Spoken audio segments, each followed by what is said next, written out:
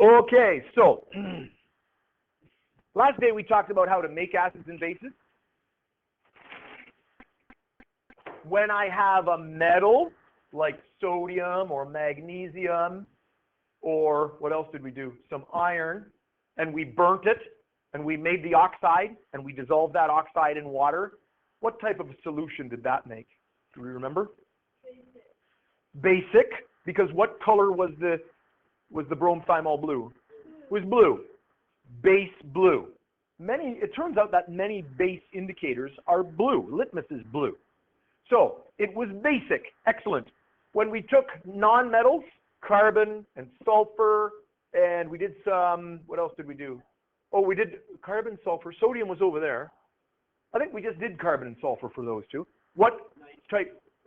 Nitrogen was an example on the lab. What type of solution did we get? An acidic solution. What color was the bromethymol blue? Yellow. It was yellow. Excellent. So when we have non-metals and we burn them and recreate the oxides and we dissolve those in water, we get acid. And when we have metals and we burn them and create the oxides and dissolve them in water, we get non-metals. Or sorry, we get bases. Okay. So we've talked about acid-base theories. Acids produce H pluses, bases produce hydroxides. We talked about how to make acids and bases. What I want to talk about today now is strengths of acids and bases. What makes an acid strong and what makes it weak, and what makes a base strong and what makes it weak. All right. To start with, I'm going to start talking about bases. Now that's usually a little backwards. We always talk about acid-base theory. We never talk about base-acid theory. And we usually talk about pH, strengths of acids.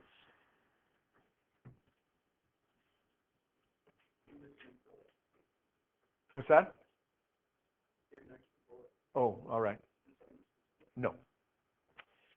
And normally if you're watching, say, a movie or a soap opera, all right, my wife used to watch Days of Our Lives. Not anymore. She used to, like, when we were in university, she would watch Days of Our Lives. Anyway, there was a character, Sammy. Sammy's still there? Anybody watch Days of Our Lives? No soap opera watchers here? All right. Sammy was the evil sister. Sammy did not get along with the better-looking, more popular sister. So she thought she'd take care of that. So she threw a chemical in her face. What did she throw in her face? Acid. Acid. I think it was just so that they could change the actress who was being the sister, because she ended up in the hospital with all the bandages on, and then when they took the bandages off, it was a new actress. Wow, that's cool. Anyway. You know, it's in the movies or in the, soap operas, it's always acid. Throw the acid on them. Ooh. You never see anybody throw base. Ah, they threw acid in my face. No, actually, it was a base this time. I changed my mind. Oh, that's different. They never do that. Acid seems to be the popular version of the chemical. Bases can be dangerous as well. Bases can actually be more dangerous because bases, when they react, tend to react a little slower. So, it would still burn you. It would just do it very slowly. It would be just as painful if it burnt it to the same extent as an acid. So yeah, if it burnt the skin down to, say, where you were just down to like just kind of raw, very, thin skin, it would be just as painful. I've burnt my hand on acid, on nitric acid in university. Not very badly.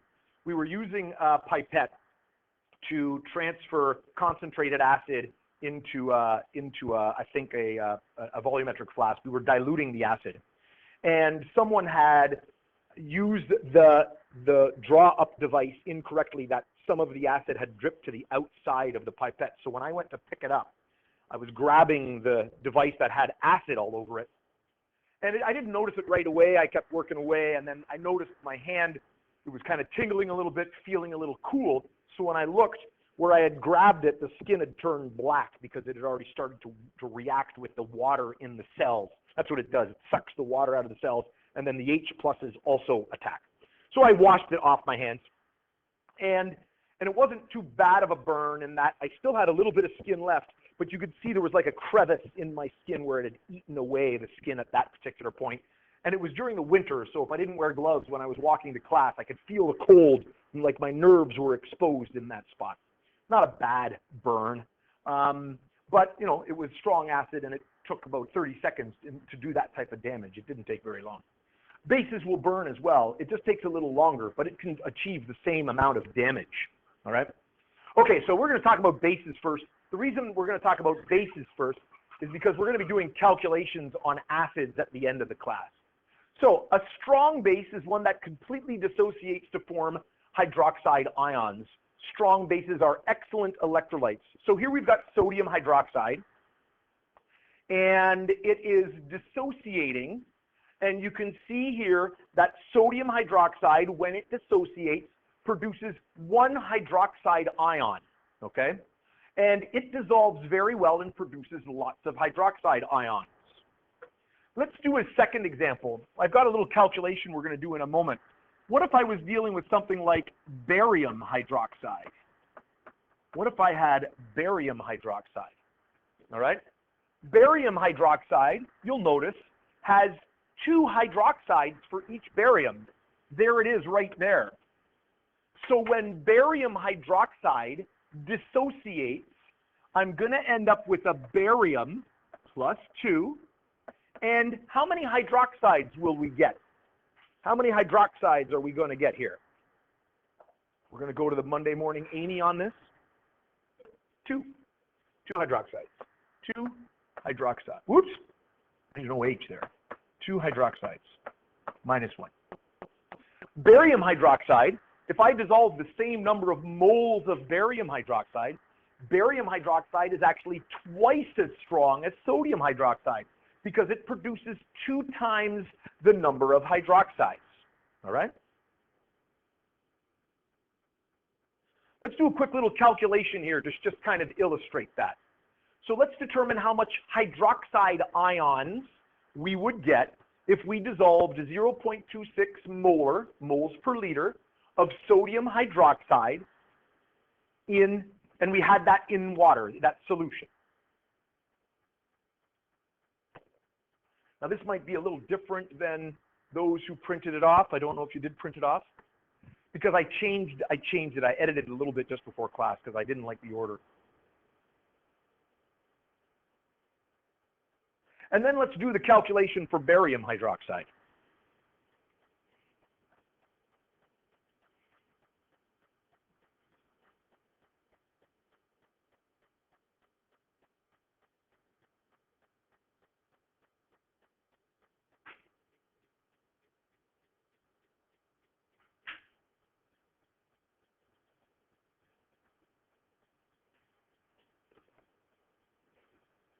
Because the more hydroxide there is, the stronger the base is.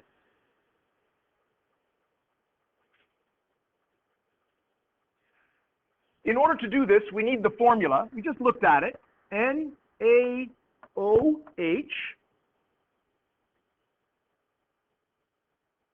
and if I have 0.26 molar NaOH,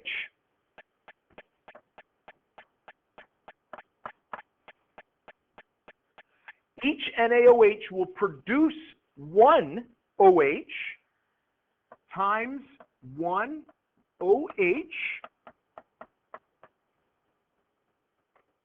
because there's a 1 right there. So this 1 right here ended up right there, because we don't write the 1, right? Therefore, I have 0.26 molar OH. I will have the same amount of OH that I have of NaOH, because when it falls apart and it dissociates, it produces one OH. Each one falls apart and gives me 1. If I'm dealing with barium hydroxide, BaOH2,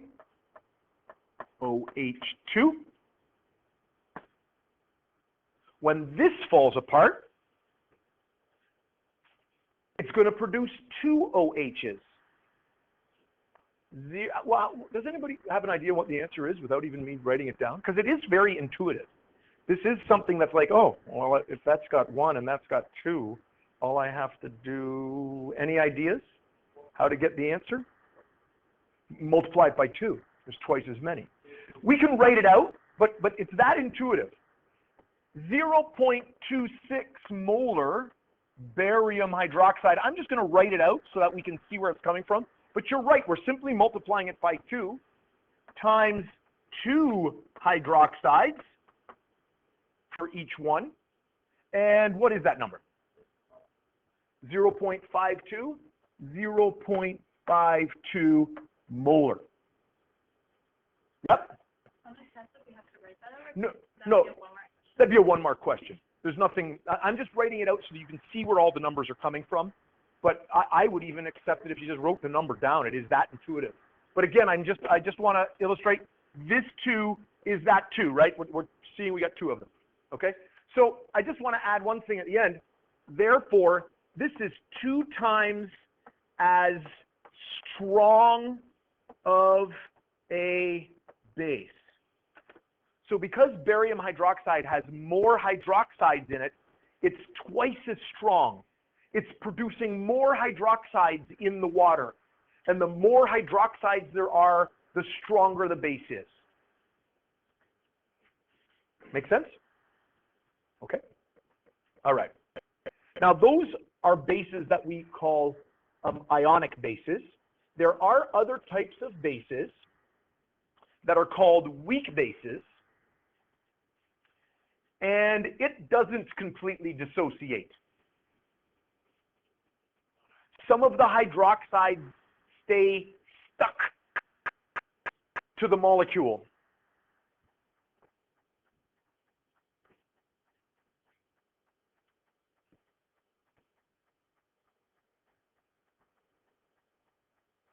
Now, the mathematics to calculate a weak base are very complex. They involve numbers that we have on a table. All right, and I could look up the ammonium hydroxide numbers. They involve what we call equilibrium calculations. I teach it in the grade 12 university. It takes me about a week and a half to teach them how to do equilibrium calculations, and then another week on how to do it on acid-based questions. So that's not part of this course.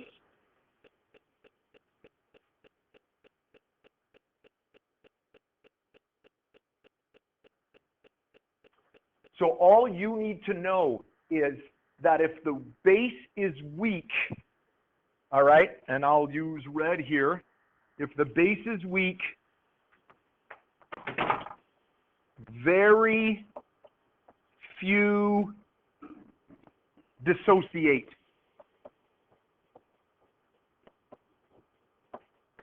Very few of these become this, all right?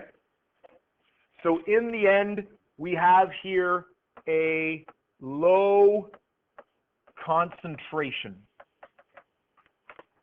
There's not much OH produced if the base is weak. And we're not going to do the math on the weak bases. We will do the math on the weak acids, because it's we can explain that a little more clearly. All right? So weak bases do not produce very much OH. They're not very good at it.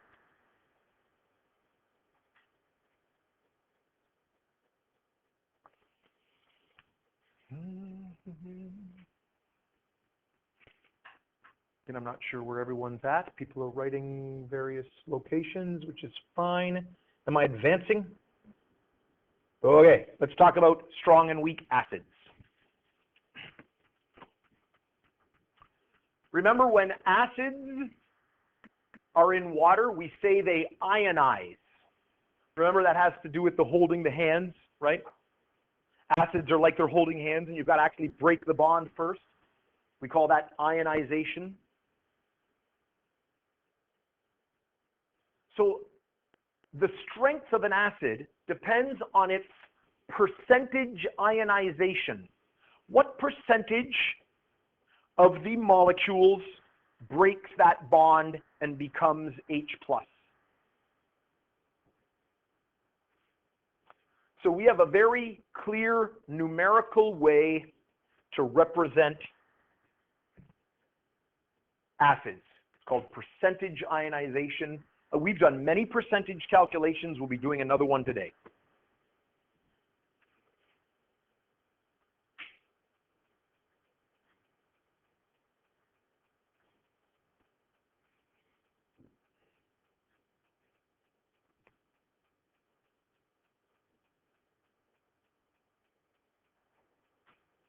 Isaac, do you want a piece of paper? Or? I wrote it, yeah. Oh, but it may look a little different. Oh. Okay. All right. Because I changed the order of a few things. The slides are the same. Yeah, no, it's fine. It's good. It's good.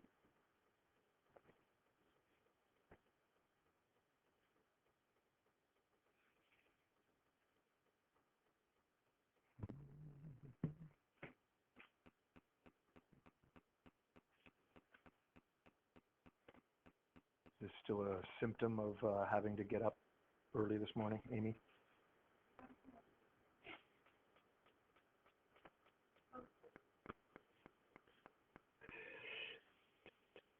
Where are we at? We're good to go?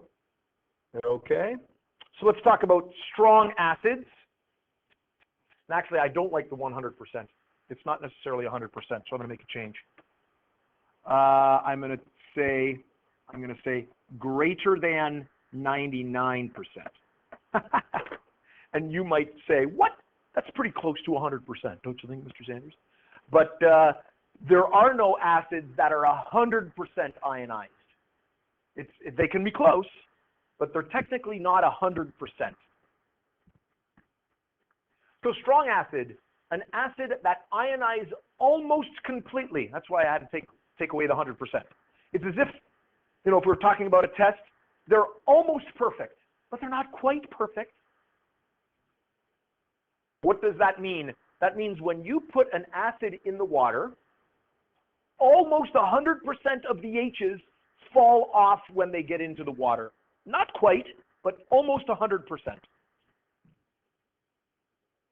They're really good at giving up their H+.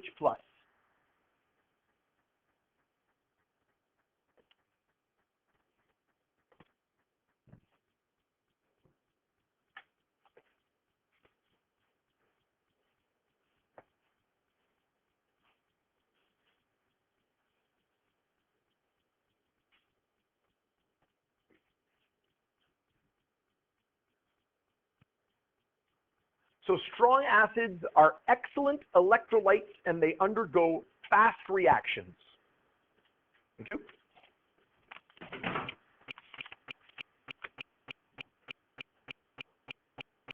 Again, remember, to be an electrolyte means there has to be many ions in the solution so that the conductivity apparatus, can have that electricity go through the ions.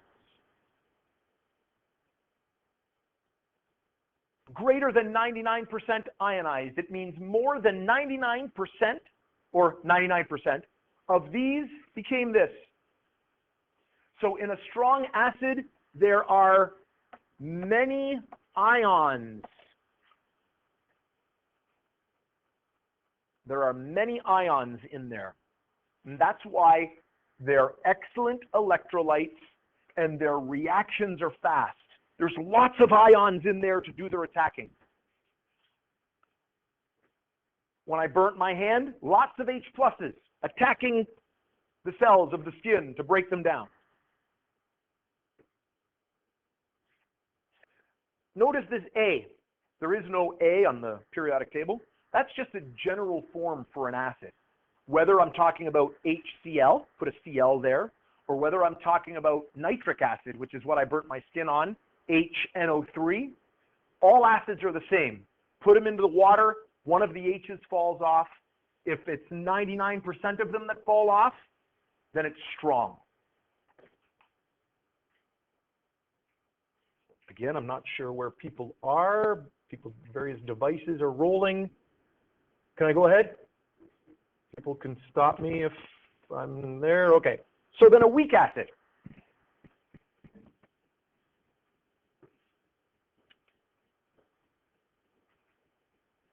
Weak acids only partially ionize In other words, not all of the H's fall off, only some of them do.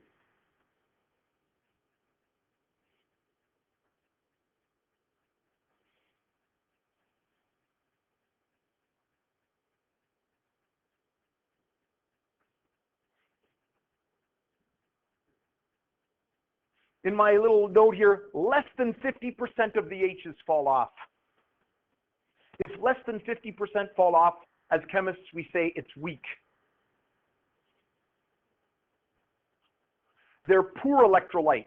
They do conduct electricity, but not very well. The reactions are slow.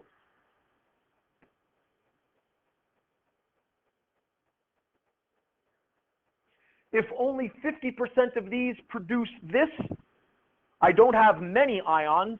How many ions do I have? Few ions.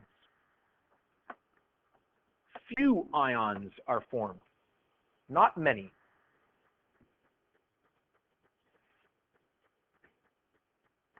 We've talked about strong acids being greater than 99% ionized. Weak acids being less than 50% ionized. I don't know if you're doing the math in your head, but that means we've got this area between 50 and 99 where we don't have a name for them. They might be called moderate acids or medium acids. We don't have names for them, but they don't fall under what we would say is strong, and they don't fall under what we would say is weak. They'd be in between. Some in-between acids. Well, I've got my chart, and I know how to read my chart. Some in-between acids, sulfurous acid. You don't know what sulfurous acid is yet. You'll learn it when we name them. But sulfurous acid is an in-between acid. It's not super strong, and it's not really weak. It's in between. All right? So we have strong acids where all the H's fall off, 99%. We have weak acids where only a few H's fall off, producing few ions. Let's now do some calculations on this. So we've talked about percentage ionization. Let's do a calculation so that we can calculate exactly how many ions are produced.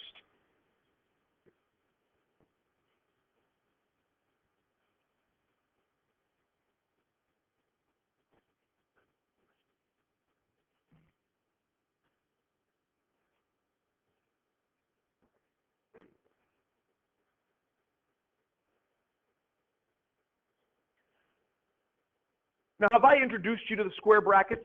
It means molar concentration. Did we talk about that the other day? No? All right. I'll talk about it right now. In an equation, when we're talking about things like concentration, and you put the square brackets around them, so that squared brackets, this basically means moles per liter concentration of H plus, right? Molarity. How much H plus is in that solution? Remember, moles per liter is the same as capital M. We often use that, right? Remember molarity, capital M? This is the molarity of the acid that we started with. So again, it's like any of our percentages. Just like we started to talk about when we started talking about percentages. If you get a test, you know, how many you got right over the total times 100. This is how many H's fell off over the total that you started with times 100. What percentage of the acid molecules lost its H as a percent? Sometimes I'm going to ask you to find the H plus. So if I'm looking for H plus, then I can rearrange this. I just brought the 100 down underneath. Remember opposite operations? So if I'm looking for H plus, I could write the percentage over 100, just like I did when I did concentrations, and then X over the amount of acid, and I can figure out how much H plus we get. Okay? I'll do a couple of examples. Again, I'm not sure where people are at. You're writing fairly quickly. Okay. So let's do a couple of examples here. Oh, I forgot to edit this. It says here, what is the hydronium ion? And you should all be going, what? What's a hydronium? We do not need to worry about the hydronium ion in this class. It's another fancy way to say hydrogen. Hydrogen ion. That's our H+. Hydronium is it's another way of interpreting the way acids behave. Remember the one day I said we need another theory to explain some of these ones that we couldn't explain? If you learn the other theory, it turns out we use this thing called the hydronium ion, and we're not going to worry about it in this course. So we're talking about the hydrogen ion concentration, the H+.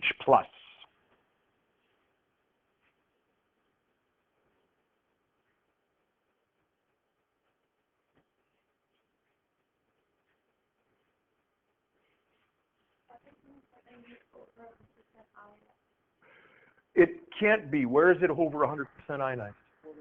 That's 1.75%.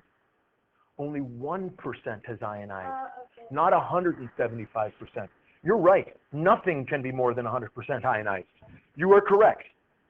But you are struggling with that decimal place right there. Okay. All right. So we're looking for the hydrogen ion concentration, and I'm given a percent.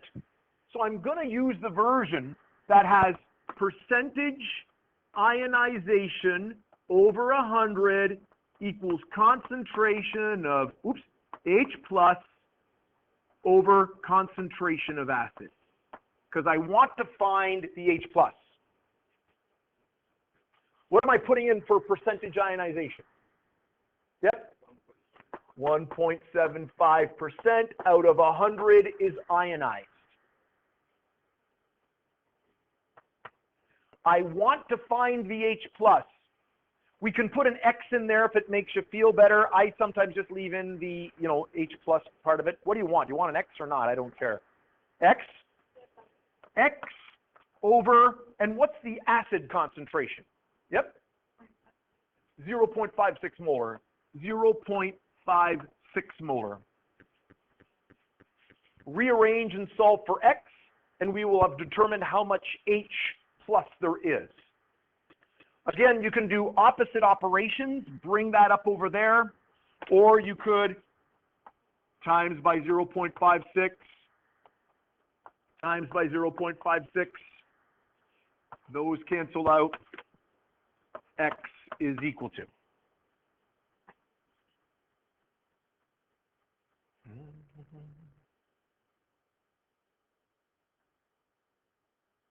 Too tired to even turn your Messenger app to a calculator app and run that through a calculator for me? You're just so tired you can't actually, oh, you have the answer. You just aren't going to raise your hand. Wow. Where are we? 0.0098 moles per liter or molar. Supporters, do we like that? Okay. So we started with 0.5 molar, but only 1.75% of it ionized. We have a very small amount of H+ in there. That's a weak acid. That would not be dangerous to us. We could put that acetic acid on our fries. We could swallow it, and it wouldn't cause us any harm. It might be a little sour, but we would be okay. Why? Because a small amount of H+ was formed. We wouldn't do that with HCl, because if we did it with HCl, which is almost 100% ionized, I'd have 0.5 molar H+, and as I swallowed the fries, all those H+ would burn my esophagus, and there would be hemorrhaging and pain. I'd likely have some blood coming out of my mouth, and I would need an ambulance. So we only eat weak acids and not strong acids. Just saying, right? Don't put hydrochloric acid on your fries. Acetic acid, go for it.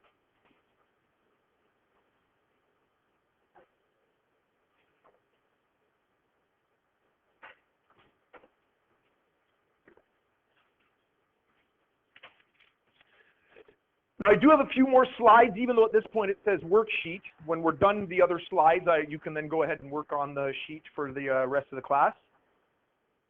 So I do have a few more slides. I just want to talk about acids and bases and their strengths, a couple other factors that come into play. But at this point, you have the ability to do the sheet once we're done this one.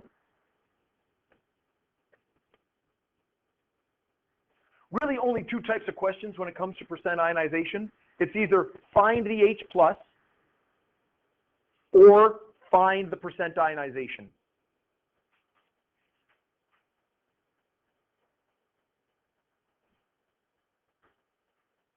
An acid solution is found. Oh, I got hydronium in there again. I apologize. Hydrogen. I'm taking these questions from the other course where we do learn that other theory. It's not an issue. An acid solution is found to have a hydrogen concentration of 0.352 molar. The concentration of the acid is 0.500 molar. Determine the percent ionization. So it's telling me that 0.352 moles per liter of the H's fell off of that. What's the percentage? This is just like your test question. 0.35 out of 0.5, determine the percent. Percent ion, concentration of H plus over the concentration of acid times 100 to make it a percentage.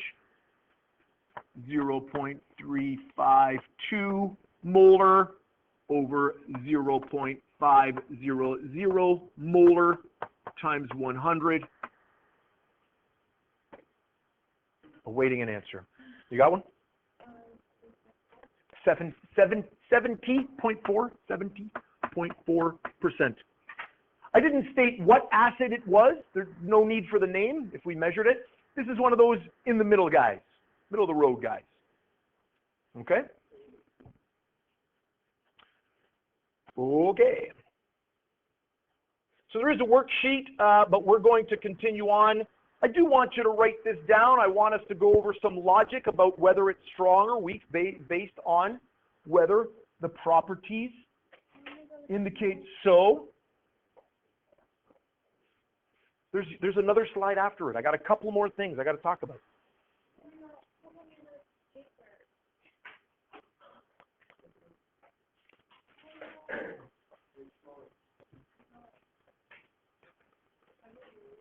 Again, yeah, if you want a ruler, yep.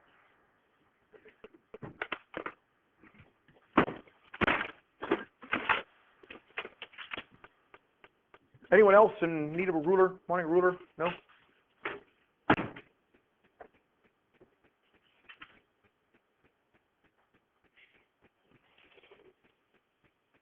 This is a little exercise where we're going to take the properties of strong acids and the properties of weak acids and see if we can determine what those other properties are.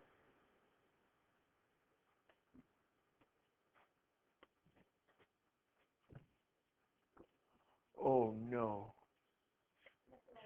No, I don't know if I have my calculation sheet on Google Classroom, the one with the percent ionization problems. Sure it can, because I can just put another one up in a moment. Not happening. These guys are funny. I don't care.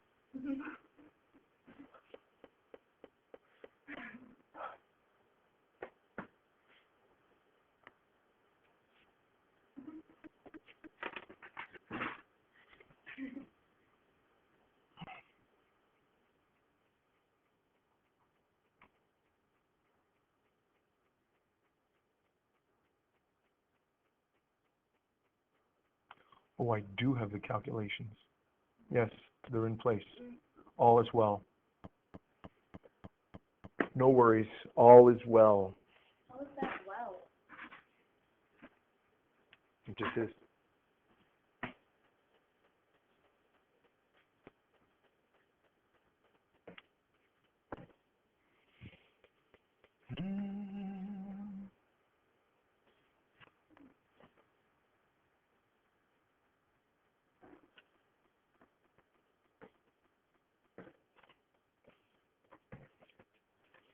Okay, so if hydrochloric acid, HCl, and we'll go over the names. You don't have to know the names. We'll go over those in a couple of days. If the electrical conductivity is really high, what I would do is I would take each of these properties and I would go all the way to strength and figure out what to fill in for the rest. If there's lots of conductivity, what does it tell us about the strength of that acid? It's strong because there's lots of ions. So it is strong. All right. I'm a little bit early, and Yep. I could go to another class. Want me to come back to 10 minutes? Oh, no, I'm going to pause my movie because I am currently recording. You are now recorded and going to be part of... I'm going to pause, and then you can go ahead and do your thing.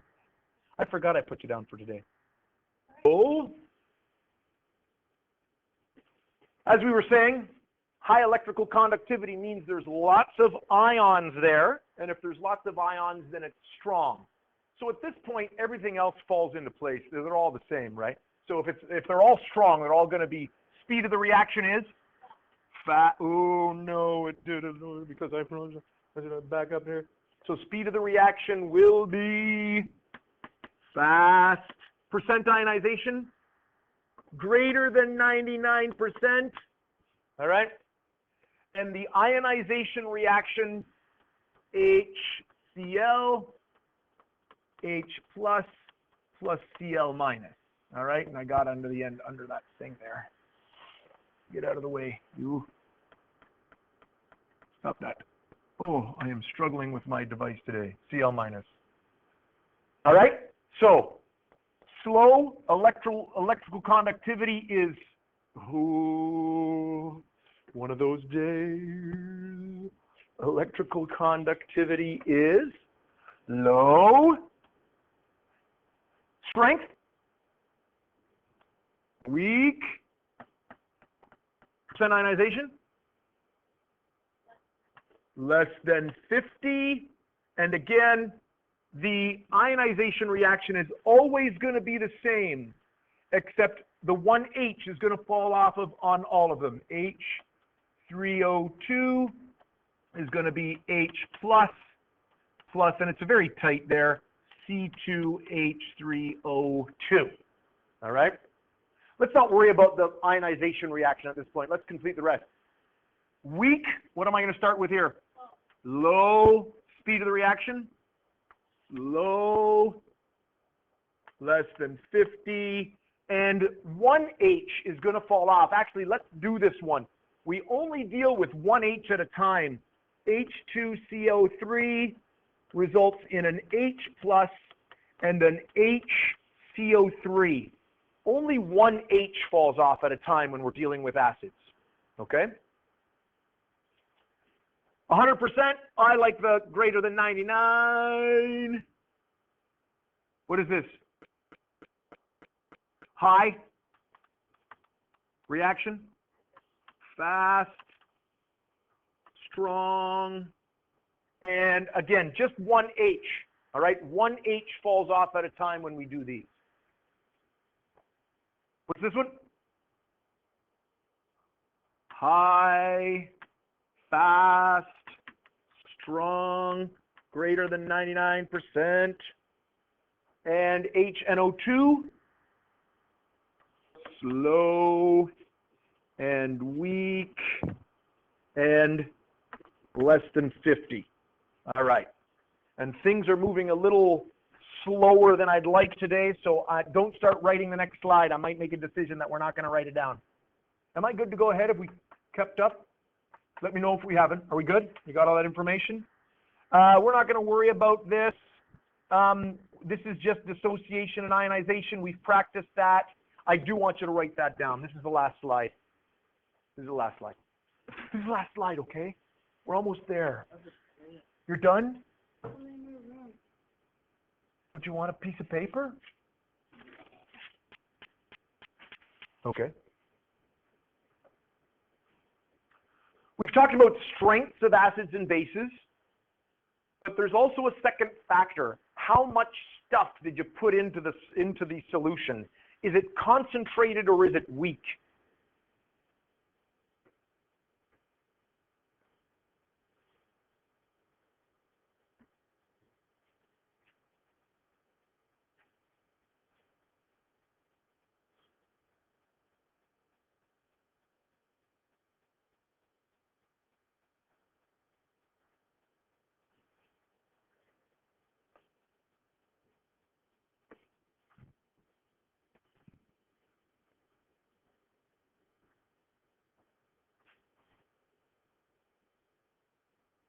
So here we're talking about concentration. How much stuff did you dissolve in it?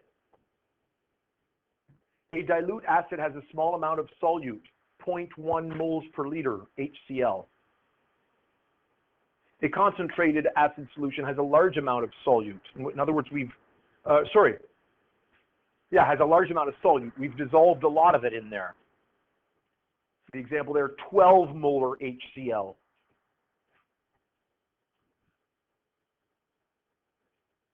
The 12 molar HCl is far more dangerous than the 0.1 molar HCl. HCl is a strong acid, but we use 0.1 molar all the time in our labs, yet it's not dangerous to you, even if you get it on your skin, because it's so weak. Now here we've got an interesting notation. A dilute solution of a strong acid can be still more dangerous than a concentrated solution of a weak acid. And that's because the corrosive part of the acids are the hydrogen ions. But you can have the opposite that's true. You can have a weak acid like acetic acid and have a very concentrated form, and it can be dangerous, right? You can buy concentrated forms of vinegar. When I was in high school, grade 12, I worked at a place in Thedford pickling onions. Did I tell you about this already? Did I mention this? And how we use the 12% acetic acid, which is stronger than regular acetic acid. I didn't tell you the whole part of the story. My job was to mix up preservatives, mix it in with the acid, which then made this liquid that went with the pickles. So there was a big container. You know those big white plastic containers that you can get, like if you're like spraying weeds and you put it on the back of your trailer and you can drag water around. You know those big containers. My job was to fill it full of the 12% acid. And then I had to put on all my safety gear. So I'd put on the safety suit, and I'd put on the safety gloves and the safety goggles and a breathing apparatus. And this vinegar was stronger, and so therefore its odor was a lot stronger.